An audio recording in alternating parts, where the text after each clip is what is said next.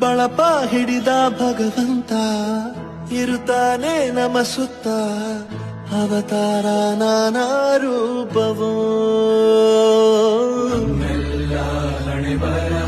ತಿದ್ದಿ ಬರೆಯಲು ಕತ್ತಲೆಯಿಂದ ಬಹಂತ ನಮ್ಮ ಕೈಯ ಹಿಡಿಯುತ್ತ, ಕರೆದೊಯ್ದ ಬೆಳಕು ತೋರಲು.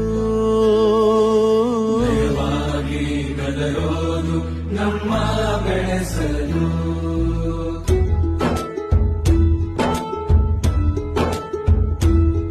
ಭಾಷೆ ಅಮೃತ ಕುಡಿಸೋ ತಾಯಾಗಿ, ಭಾಷೆ ಅಮೃತ ಕುಡಿಸೋ ತಾಯಾಗಿ, ಭವಿಷ್ಯ ಬರೆವಂತ ತಂದೆ ನೋವಾಗಿ.